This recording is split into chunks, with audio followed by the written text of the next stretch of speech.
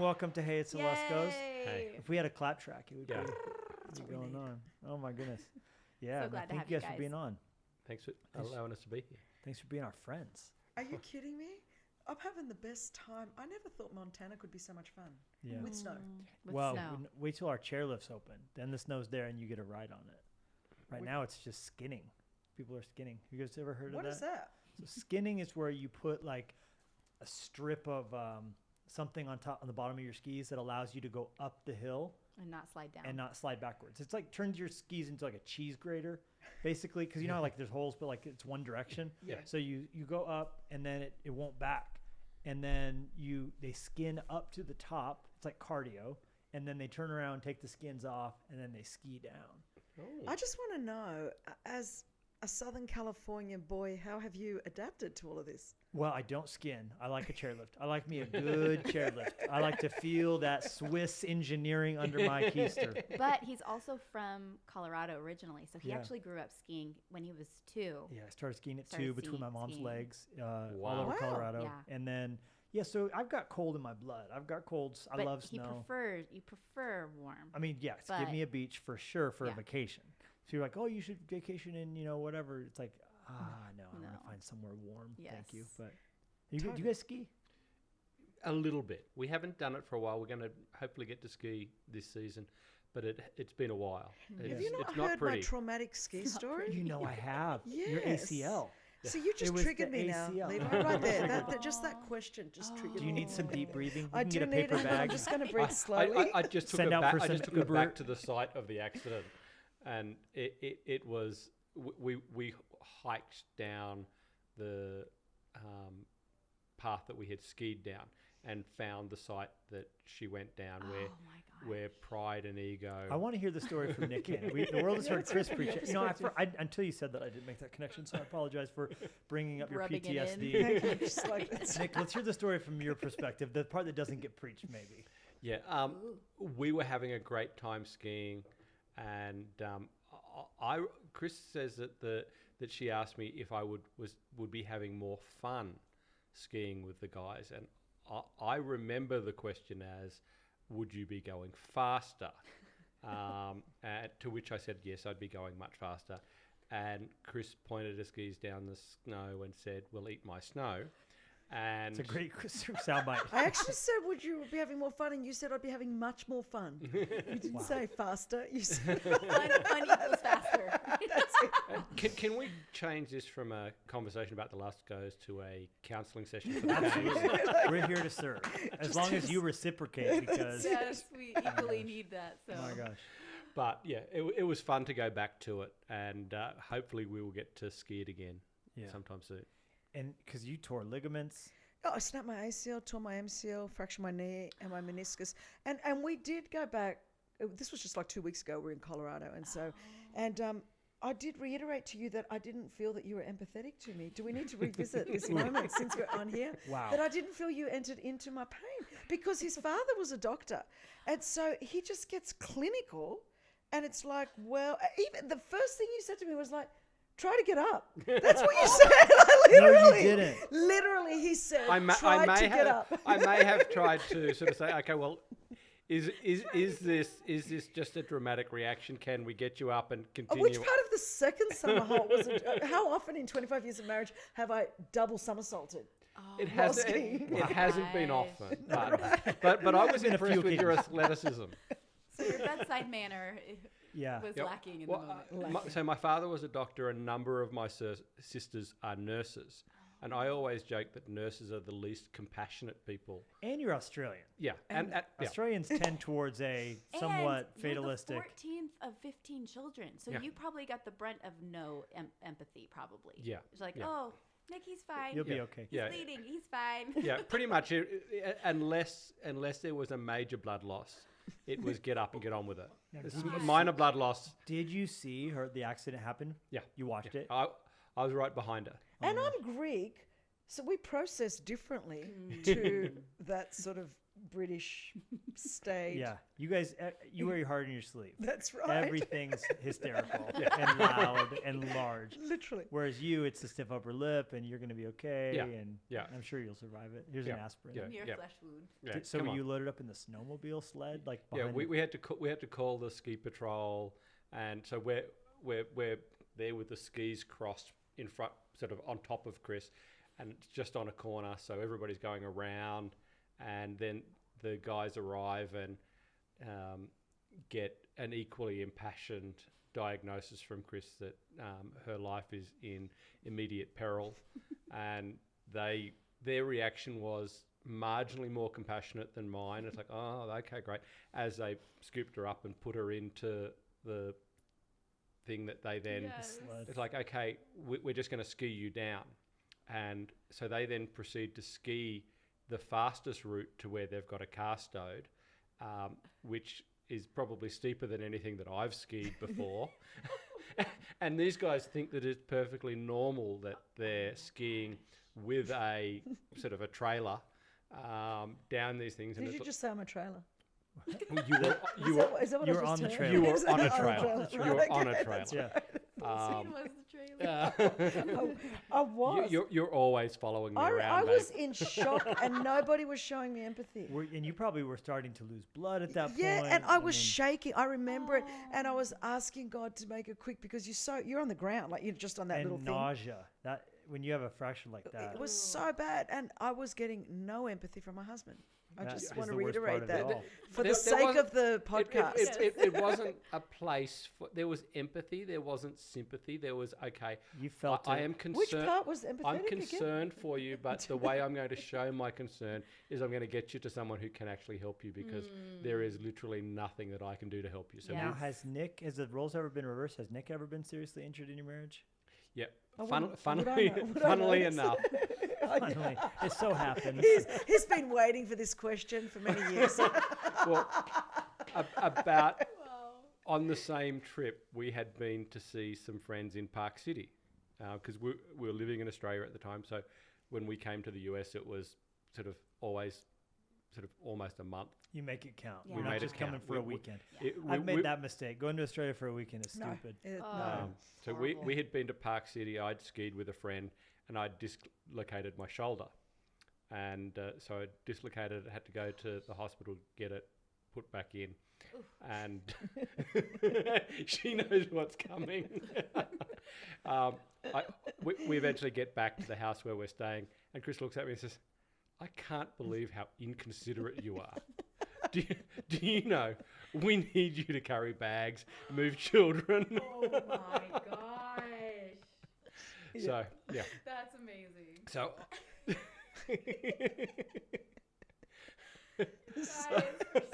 What he's trying to not say is, so when she went down a couple I of want weeks everyone later, to know they're laughing so hard they're crying. I just want the record to say, which is my favorite thing, which is kind of like the unofficial theme of Hey It's the Luskos. It's not a real podcast if someone's cry laughing, Crafting? crapping. crack. yeah, that's it, literally. So yeah. Wow. So, but yeah. So That's great. That's Chris so actually great. is really empathetic and super caring, cautious. So Chris is a lot more soft, compassionate, all that sort of stuff that I am. I did grow up with a bunch of older brothers and all that. Some of my older sisters are tougher than most people's older brothers. Wow. And so there wasn't a lot of sympathy, and it was stiff upper lip. So, Yeah. Yeah. Wow. Jeez. but she is generally very compassionate. See, Jennie loses her mind when I get hurt. She just Well, here's the thing. short circuits. Like when something happens with the kids, I'm like, freak I'm out. fine. You more freak out. When something happens to you, which seems to keep happening. which does happen often, and they're big things. I mean, a broken femur, a broken Yeah. a Yes. firework in the eye, like kind of big things. Yeah. And so I've I kind injured of both of my eyes pretty bad. One with a big piece of seaweed. Yeah. It Oh my was really gosh. weird. I was like trying to make the girls laugh by whipping a giant piece of seaweed on the beach, and it whipped my eye. And cut Oh my gosh! me. It Yeah, cut. It was like, cut horrible. me like a all from cheek up to my forehead, and we were in Jennie's hometown, Monterey Bay, and I was like, oh, I'm bleeding. Jennie, I need you to take me to the ER. No, but he came up to me with his hand over his eye and was like, I need you to look at it. I need to take you to the ER. And then she just went blank. She couldn't remember where the ER was. She lived there for 20 years. She couldn't remember. So I had to ask Siri. I was like, Siri, where's the closest hospital? And so Siri had to guide us to the hospital. Because I never really spent that much. I mean, I moved away when I was 19. So, like, and it had been a few years. So, anyways, it was just... But she did better. I This just last, kinda the freak most out. recent eye injury, she did much better. And the firework shot into my eye on the 4th of July. But I was terrified, though. So would I be. So, anyways. No, I can't do that. Oh. But when the kids are hurt, that's when I stress and lose my cool. And she has to be like, calm down. It's Yeah. gonna be okay. Yeah. No, you're good in when the kid. I Yeah. can't do anything. I can't do blood accidents, like nothing. I'm hopeless. Yeah. I would like pass How do you do out. with needles? I didn't take the kid. He took him in for all their shots. Yeah, okay. Like I'm not. That's it. Yeah, I'm like a sadist though with needles. I don't mind that. Like, cause it's like tattoos kind of broke me of any of that. You know, you can't be afraid of needles and get tattoos. It's gotta be one or the other. Yeah. Oh my goodness. So with the kids, you took them all to take medicine and that sort of thing. Has there been any surgeries in the family? You guys had any of that? No, we've been amazingly blessed on that. None of them, nobody's done any serious surgery like injuries to them. I'm so grateful. Are they, like, are they risky with, like, will they skateboard and snowboard, or, like, do they do crazy things? They'll 'Cause I feel like ski, that's but more they're for not boys. super risk takers. Yeah. No, they're pretty soft. Yeah. What about like wisdom teeth? None of them No. have. And you guys didn't either? I have. Okay, you had When? them out. Was I married to you? Yeah, Oh. back in Australia. Okay. I must have gone. I probably would have went on a trip. She was probably preaching. She actually Chris wa- was preaching in Iceland or something. Yeah, literally. she, That's she, probably was, what she happened. was actually away, and I had planned to go to work.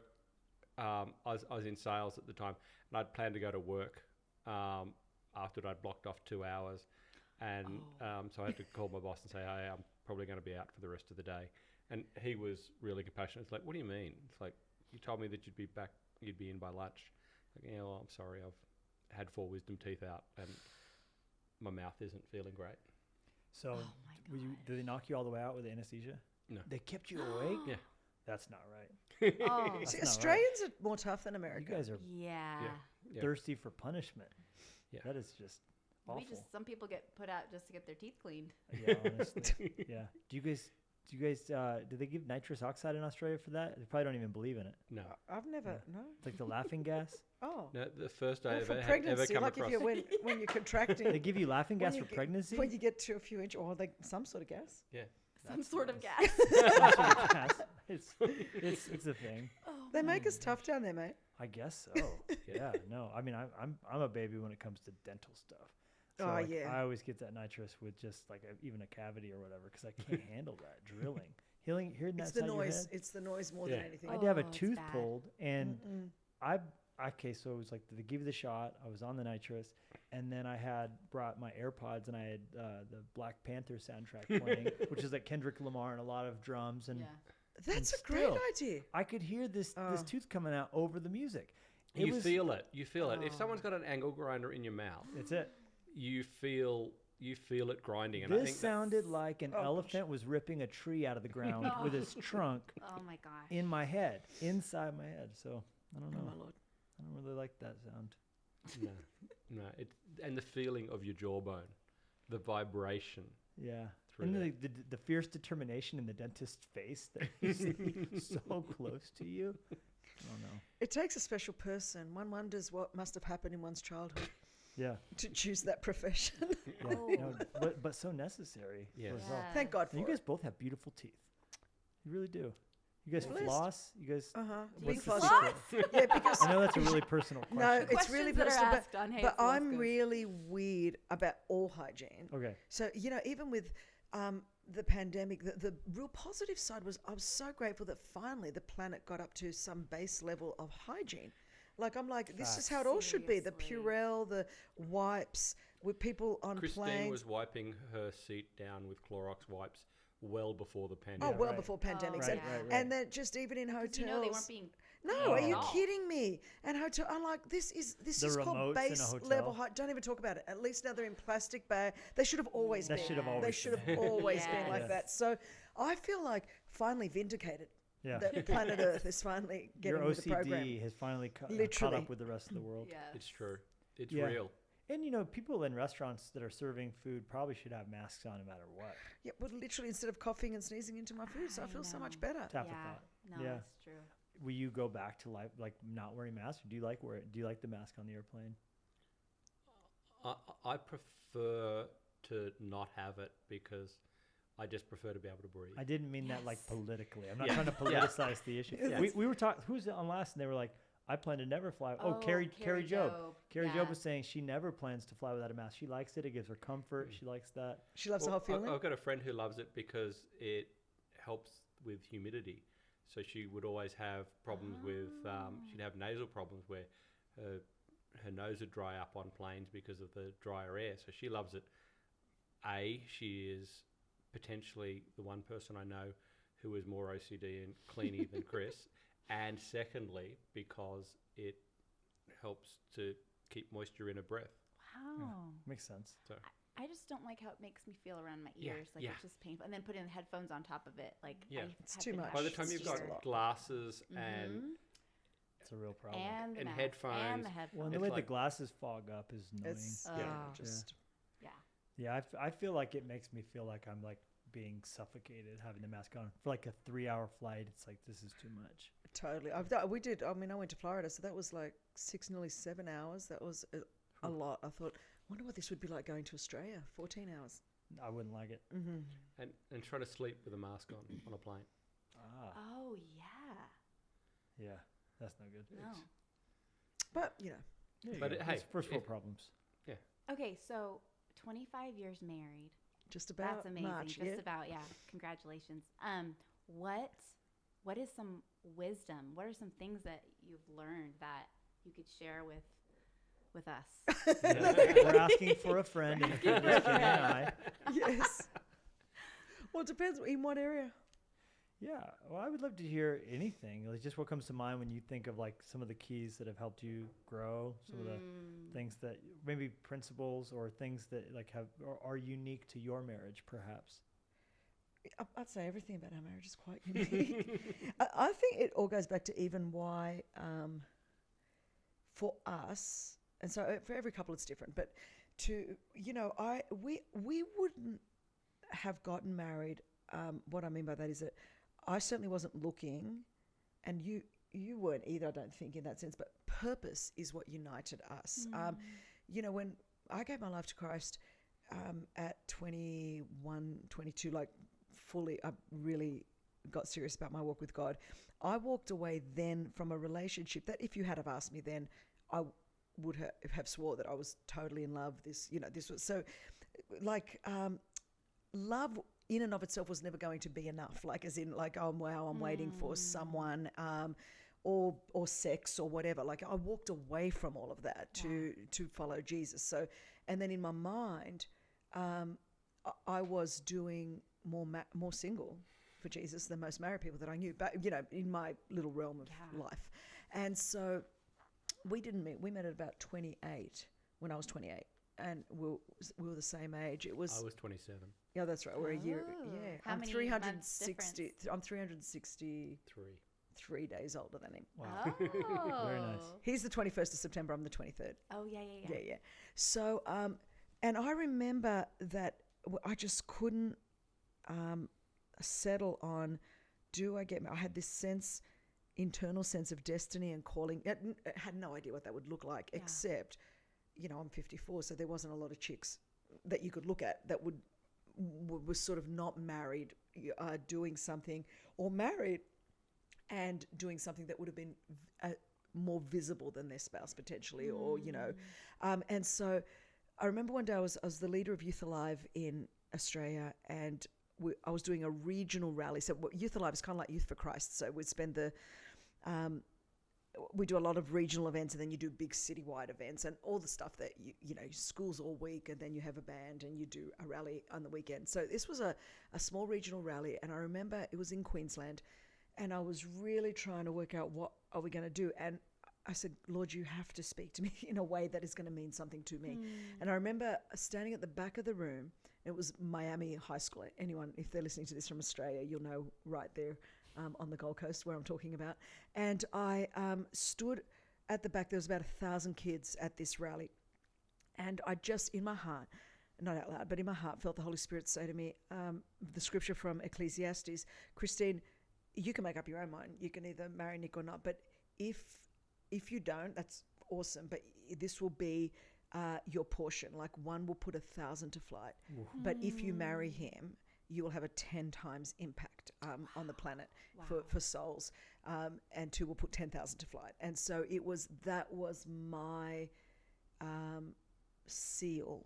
So to me, the other checklists, like Nick full on for God, in college, pursuing the purposes of God, that's a given. Like for some people, that would be the ultimate. That to me was the base level. That's the basement. We start there. That's almost not worth discussing because of course he's going to be like at that level. Right. Again, that puts me different though to a lot of other people where they're like, well, you know, so that's okay. So that's what I'm saying. Every marriage is different. So ours was formulated. My highest goal wasn't that Nick would be a Christian. That would be the base level where it would start.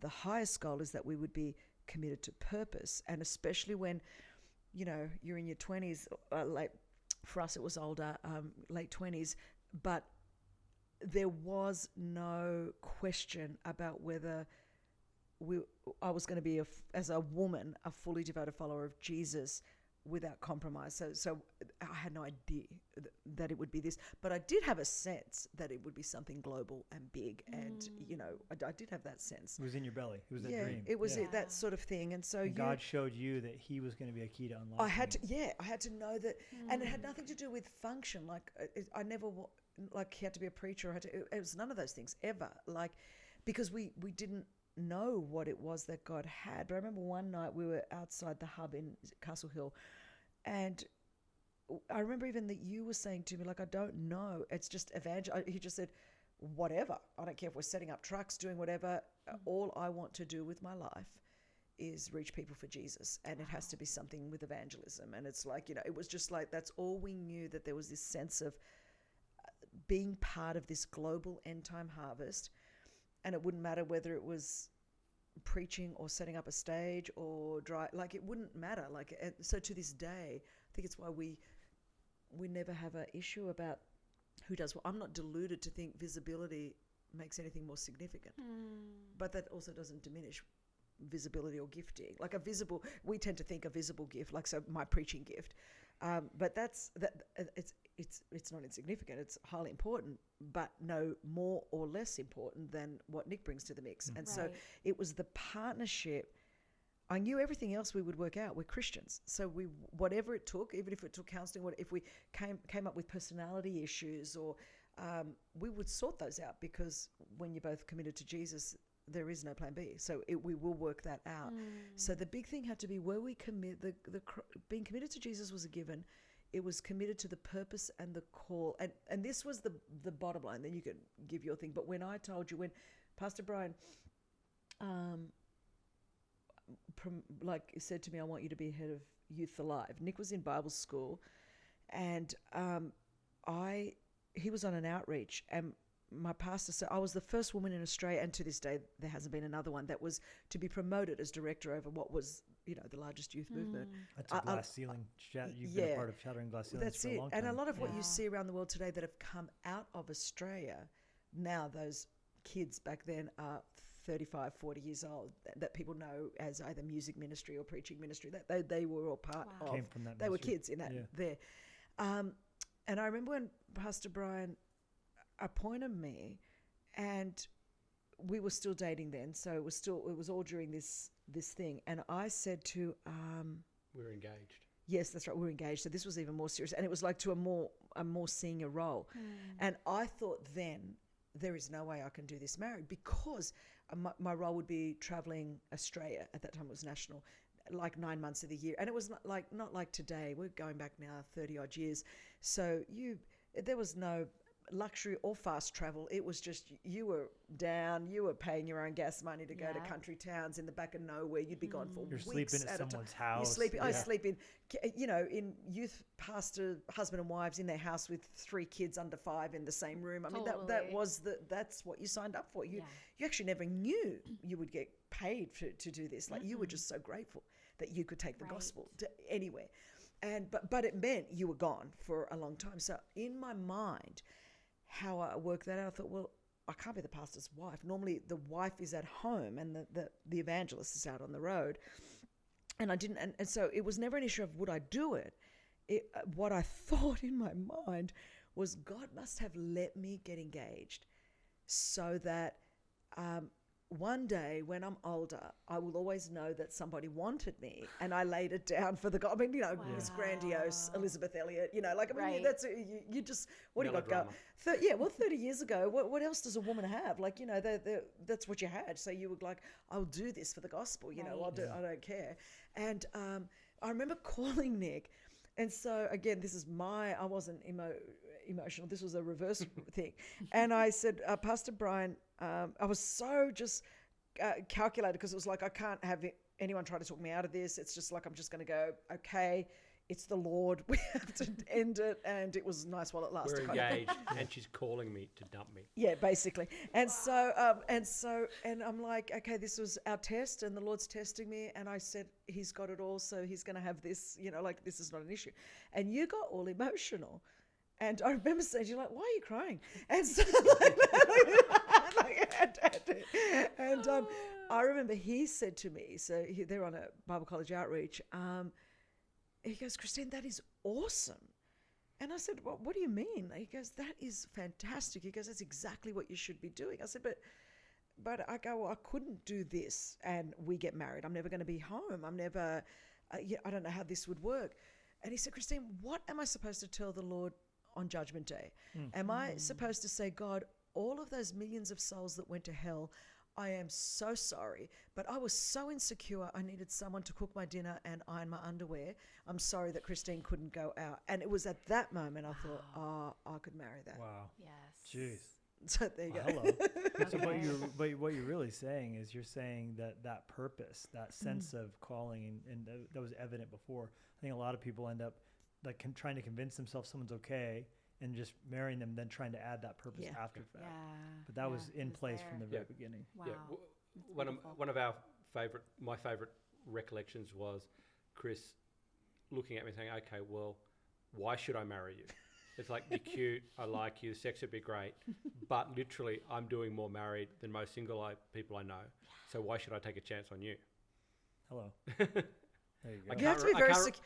This is why when I laugh, when I think, if anyone thinks, is Nick Caine secure? I'm like... No, one of the most secure human beings and strong. When I think of someone who's a steady leader, I think of you. Yes. Just every time I've been around you, you're easygoing. Your temperament's chill, but you are a strong leader in your own right. I mean, and both of you together, it's powerful. Yeah. Well, I think that's the Not case. Not very empathetic. But well, no, yes, you are. The staff would also. But then when you think we have almost 200 staff in 18 countries, 22 cities around the world, well, who would have thought? I mean, God knew. Nick oversees all of that. There is not one person that is accountable to me. I'm not over. Nick leads. I say that. Because that's exactly what it is. When people go, well, you talk about following Nick's leadership, I'm going like, yes, because he does lead it. He is the CEO and he does lead the whole thing. Basically, yeah. But and God knew that would be the case, and to actually fulfill our purpose, which was not only me preaching, but to build 821, to build the churches, to do what we do, and then to enable everything that comes out of my life. Like, I don't know that it would have happened without Nick. Yeah. Wow. Gosh. What are you guys' Enneagrams? Do you know? Have you done it? We're both 8s. Both of you are 8s. Wow. Powerful. Power. Yeah. But I'm 8 and 8 with lots of older siblings, so I learnt blessed are the flexible. Yeah. Because you've got flexible 8. You've got to get where you want to go to, but not. Yeah, you've got more 9. I've got 7. I'd be more 8-7. You're 8-9. Yeah. Yeah. Yeah. So, but yeah, we're both driven, both purpose driven. Yeah. Not driven for the sake of driving, but we both want to achieve the salvation of the planet, and the expansion of the gospel in everything we do. So that's the purpose that drives us, and that means that we flex, we do what we need to be able to achieve that. Wow. Yeah. And you're like a slow burn too. You know, like Christine's like the Tabasco. The moment it's on your tongue, it's burning. And, but you to me like, oh, it sounds hot. And then like, you know, kind of it slowly, holy. And then some of those actually end up being hotter than anything. But you're a slow burn guy. Like you're like so chill. It's almost deceptive. But then you're a killer as a leader and in all you're doing. That's really incredible. But what a beautiful, example that you guys have led. Allowing God to bring you together and knowing that the purpose that he brought you together for a purpose, for a greater purpose, and now looking back and seeing that purpose unfold and the tenfold. Yeah. It's incredible. And even it's such an honor to be able to sit here with you and listen, and even that you would come and preach into our house. But like, we are just amazed that first of all, that we get to be friends with you, but that we get to watch and see God use you to reach the whole entire world. And I've always loved sitting next to Nick when Chris is preaching, like his feedback, and you're just how excited you are about the message and involved in it. And it's beautiful. It's beautiful. It's a fantastic thing. Yeah, there would be, Nick, no one has heard me preach more and been there like it's the first time every time. Every time. And there is no doubt that I wouldn't be here.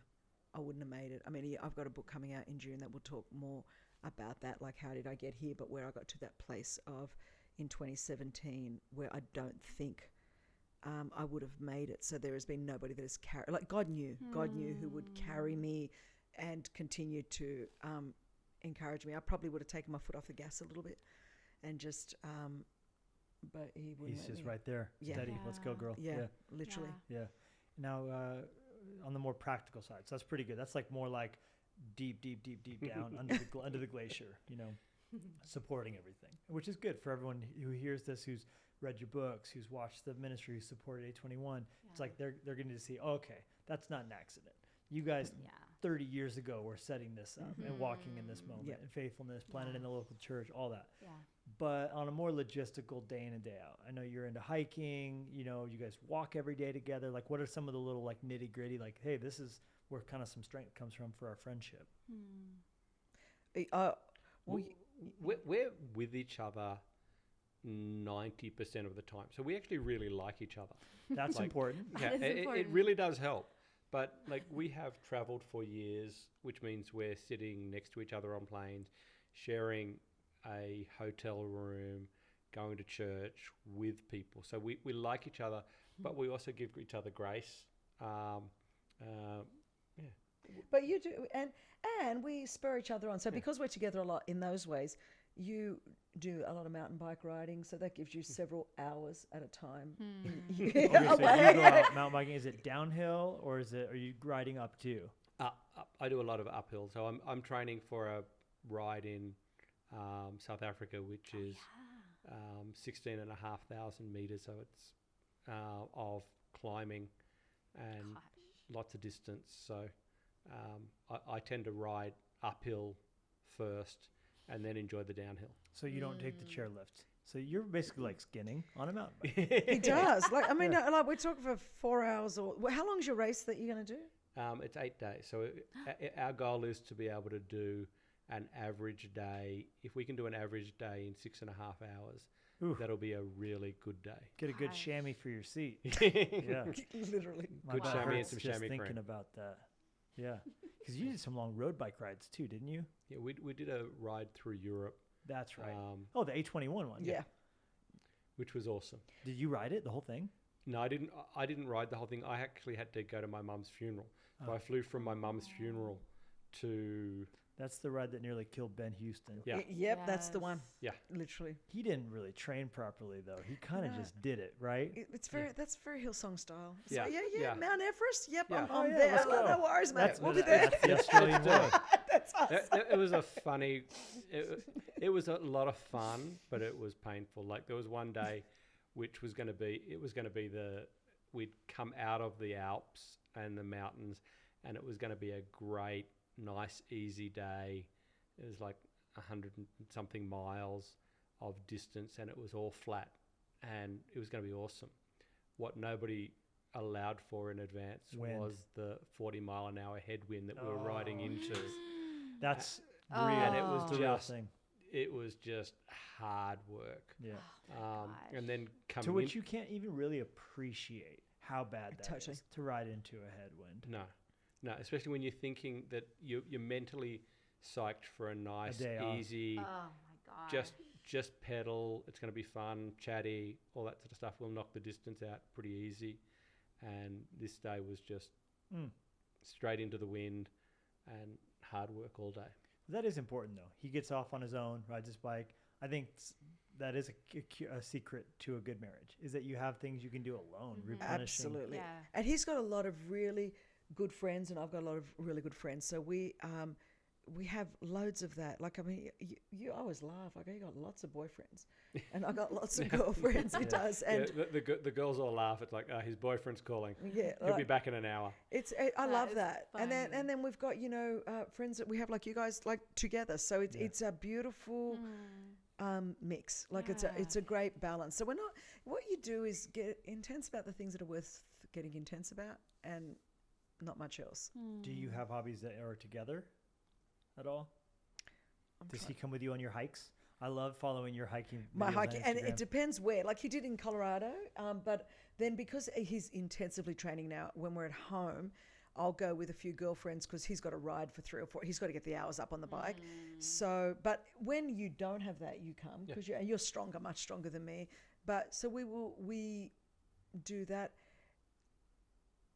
No, we like different sorts of movies, so we watch different. Like I like French movies with subtitles, and Nick likes zero plot, lots of things blowing Yeah. up. Big yes, budget. and it's Yeah. like If something doesn't blow up in the first I couple of want minutes, $100 I've lost million. interest. I want lots of Yeah, death. I need that's- carnage. I just a lot like- of green screen. Yeah. I can't even. Wow. And so, CGI is great. Yeah. No, I'm Yes. that way. I just want to check out. I want a mental holiday. That's I him. don't. You will watch any movie. I don't want to feel bad watching a movie. no, You he know, I doesn't. don't It's need like depth. I'm going. Let's watch this documentary. He's like, no. Yeah. I rescue the victims of human trafficking every day. I don't Yes. want that. Yeah. Yeah. Hello. We do like to eat together. Oh, very good. So we eat. We're big We foodies. walk. We do walk. Yeah. Do you guys cook or just want to go to a restaurant? During quarantine, Oof. the first 4 months, we did loads of cooking we with our All girls. home cooked. All home cooked. But see, we travel so much in a normal life. Like, so this trip, we've gone Dallas, Chicago, Florida. We're here. That would be our normal life. Like in a month. Except it would be like, oh, Prague also. Yeah, literally. And, like Yeah, following add you that. guys on Instagram, Yeah. I feel like It I've is. been around the world. Well, that's what Yes. it's like. So if you're home 3 or 4 days a month, you're not gonna. It's not cooking. So we love eating, but we feel like we're always on mission because we're doing this. So you go, what a privilege! I get to be with brilliant apostolic churches around the world, with pastors that we love, with doing, and then so our downtime. It's different because it's not like we're normally in one geographical location. So, downtime in Prague or Paris looks different, and London is different to when I'm at home in California. But during quarantine, we did. But the kids actually said to me, it was so funny. After about the 5th month, they were like, "Mum, so this is what people do. They come home, they cook, they watch TV. Yes, They go, funny. we're so glad that you've given us a life that is bigger. I'm so grateful." And I said, so I go, could have been there. I go, not that that's bad. I go, it's just, it was never going to be what we were going to do. Right. And so, but it also gave us an opportunity, especially me, because I've got an 18-year-old and a 14-year-old. They're girls. There were some things I really wanted to speak into their life in this season. So and I'm Greek, and so we cooked every meal together.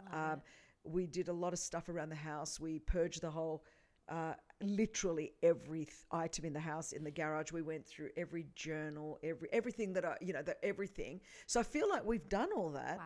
It's just, I'm not going to spend 20 years doing all that. Like, we did it. Yeah. It's convenient that there was a quarantine for that to be Now, done. you brought up your daughters. And I do let's need get back to to it. hear the story of your 18-year-old who now has a boyfriend. Yes. When he came to seek your permission, Nick, that story is legendary. Yes. Yeah. If you're comfortable. Man, as the father of several daughters, I've told this story to them. I've just like this. I think it's the greatest.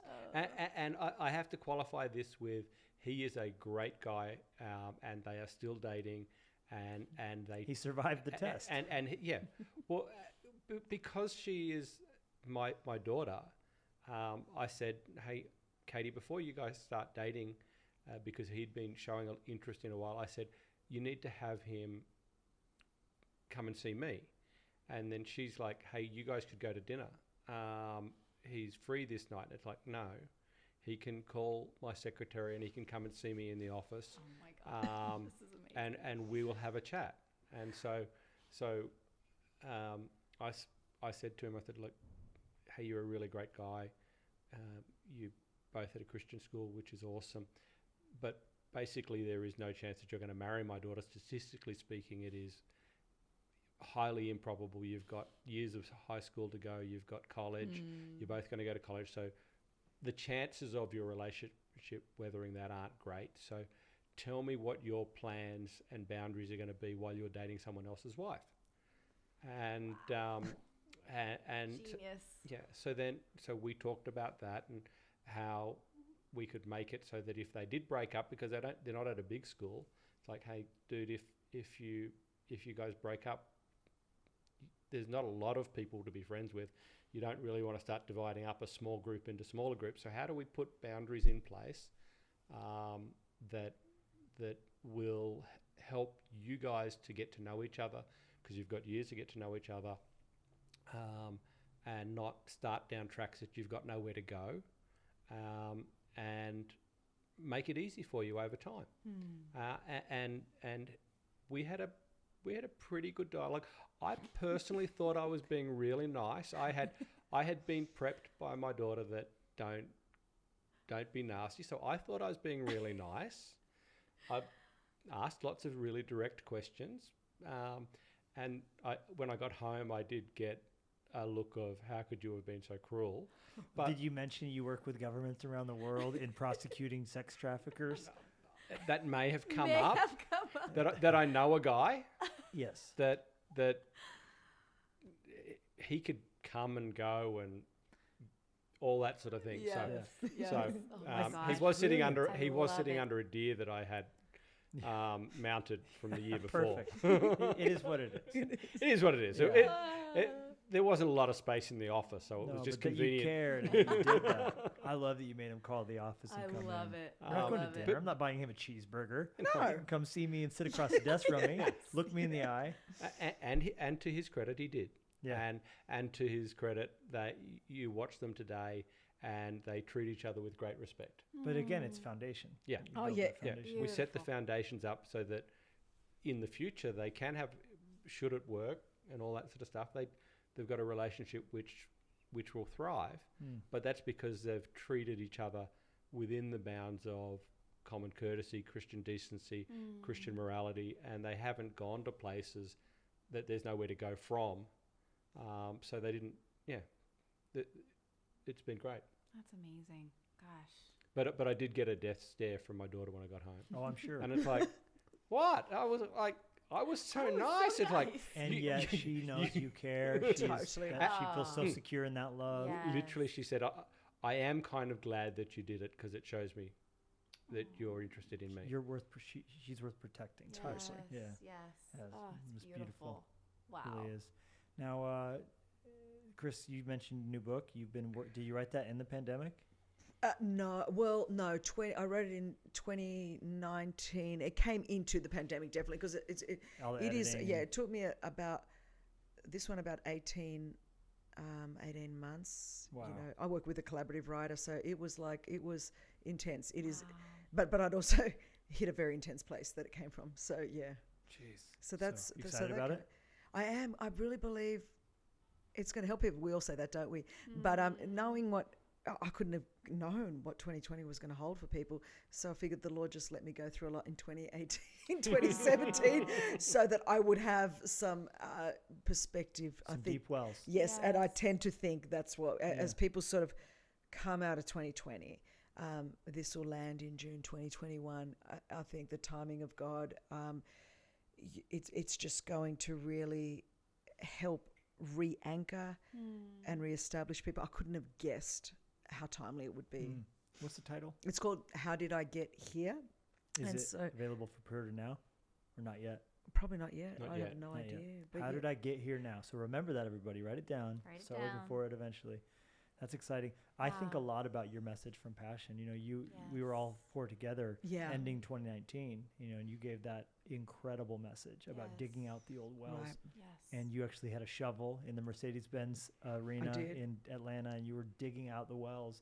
And I think about God's digging some wells out right now, and just that we were armed going into this year with that kind of message.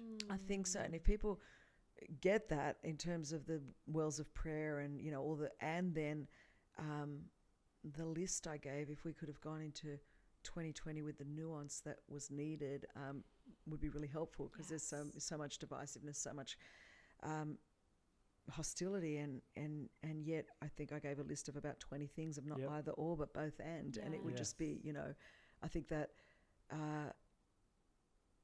it worked out to be more prophetic than I thought. Like that. I don't know that anyone could have worked. And then Louis' 80-page long Bible, turn the page. I mean, just thinking of, I think a lot about that. That's how we all your talk that kicked it off. Like, I mean, you couldn't have made that up. Like, are you kidding me? Yeah. And here we that are. framed it, and here we are. Yeah. Wow. Literally. Jeez. So what else is exciting? The book's coming out. You guys are obviously you're about to open up another A21 office in Mexico. Yep, pretty excited about that. Yeah. Wow. Just the incredible opportunity right through Central and South America, and it's just amazing. Some of the things that are going on within A21. We did a presentation. I haven't actually told you this yet. Then it's not uncommon, just so that everyone knows. It's not uncommon. we did a thing at APEC, which is Association of Asia Pacific countries, Asia Pacific Economic Community, which includes the US and Canada.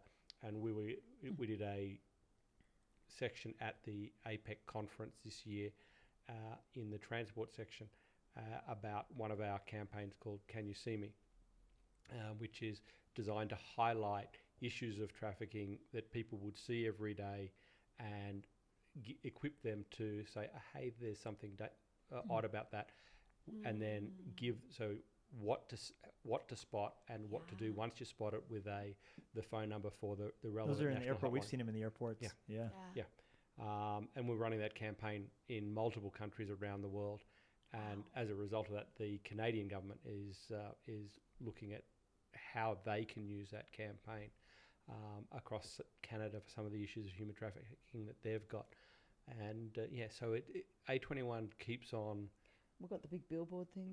We're just launching a partnership with Lamar Advertising and Clear Channel for a national Can You See Me campaign, which will be hundreds and hundreds of billboards all around the country.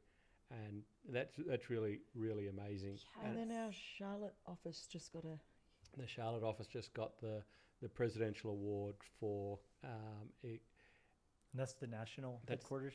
The Charlotte office is an aftercare office, but it was a national award for exceptional efforts to combat human trafficking. Oh, that's like a second, like where they go live for a while as they're being rehabilitated. To a degree. Our model is a little bit different. They don't stay, it's not residential, it's a freedom centre. That's what got them on. It's a really great, innovative model for aftercare. So that's where, but this award is, like, we got it just last Monday. Yeah, just last Monday. And it's basically the president awards the award, but he gets presented with a list of people who have been vetted by law enforcement to say these are the people who are doing really innovative stuff. Wow. And what law enforcement have loved about the Freedom Centre model is it promotes the independence of the survivors. So rather than having them stuck in a shelter, we will help them get set up in their own apartment. We'll help them be able to achieve their goals. So the starting question is, okay, what are your goals for life? Beautiful. And then oftentimes there's girls who have had kids while they've been trafficked and lost those kids into the foster care system. And so their goal is to try and get those kids back. And to be able to get those kids back, there's a whole bunch of criteria that they need to meet. They need to have their own place. There needs to be a room for the child. They need to have a job. They need to be able to show that their life is on an upward trajectory. And so we've been able to do that consistently with girls and see them really achieve, like get their GED, get their own place, get a job where they can support their kids. And so some of that stuff is just absolutely amazing. Nick, if anybody listening wants to support, where's the best website to go to for that? A21.org. Well, I just can't say enough how that should be something we all prioritize. Yes. You know, it's what lights up heaven, you know, caring for the least of these. Yes. Yeah. I can say that Chris and I get to lead the organisation, but I am just so proud of our team. Yeah. They are constantly finding new and innovative ways to help people and to find ways to equip people to avoid being trafficked and to restore the lives of people that have been trafficked. This year, we've still seen, I think it's 9 traffickers sent to jail. In the US, we got one trafficker who got a federal life sentence, which means he's never coming out of prison for trafficking a whole bunch of girls. And that is amazing to see, because it's not just restoration of the survivor, but also justice. Yes. To see that the perpetrators have been held accountable. And through this whole season of COVID, we've seen amazing testimonies within A21. There was one week in the midst of everything where everybody was locked down around the world. So every office was in a lockdown situation, and we actually had something like 23 survivors get jobs that week. And they're all vetted jobs where we've made sure that it's not it's not going to be another trafficking instance or anything like that. So it's just awesome to see that. Jeez. Very cool. Well, thank you for all you do. Thanks for being our friends. Thank you for being the pleasure. freedom fighters that you are on the world. Any one of the 90 things you guys do should be full-time jobs, and yet you guys find a way to do it all. So many blessings to you guys. Yeah, we love you guys so much. We love you. Back at ya. Thanks for having us.